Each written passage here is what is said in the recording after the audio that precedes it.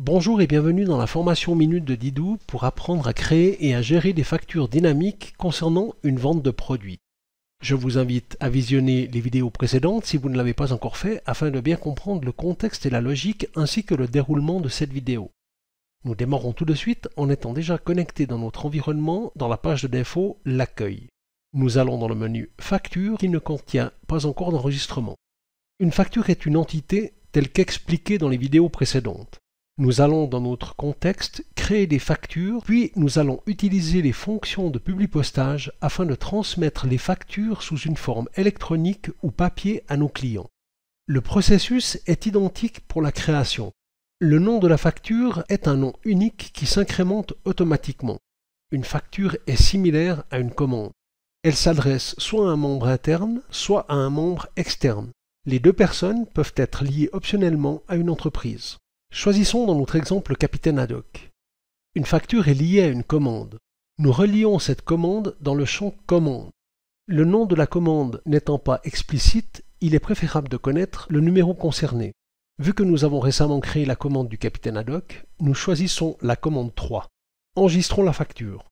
Comme dans les autres entités, l'enregistrement présente de nouvelles actions ainsi qu'un nouvel onglet.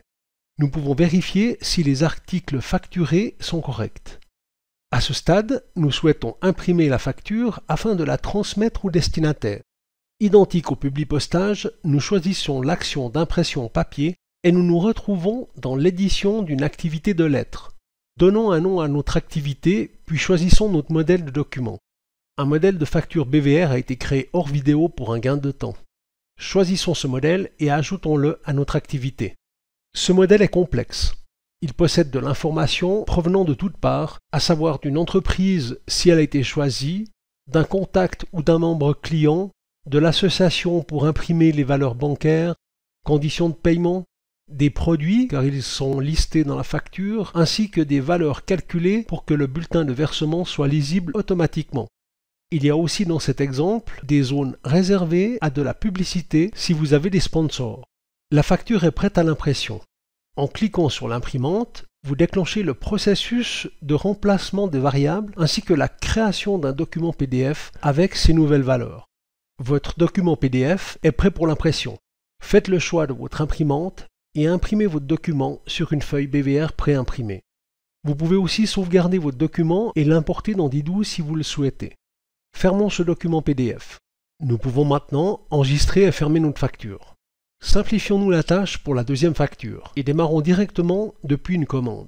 Le nom du contact est déjà renseigné ainsi que le nom du sponsor vente. Il suffit à partir de là de créer une facture. La facture ainsi ouverte possède déjà le champ contact renseigné ainsi que le champ de commande. Nous enregistrons et fermons notre facture.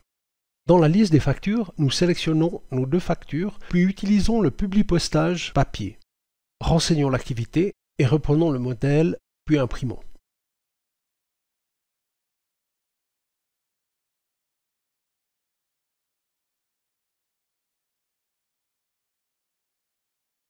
Le document PDF contient deux factures, une par page, que nous imprimons sur le papier BVR. Cette formation minute concernant la création de factures et leur impression dans Didou est à présent terminée. Je vous invite à regarder la prochaine vidéo pour bien comprendre comment créer un événement et gérer les participants. Merci de votre intérêt et à bientôt.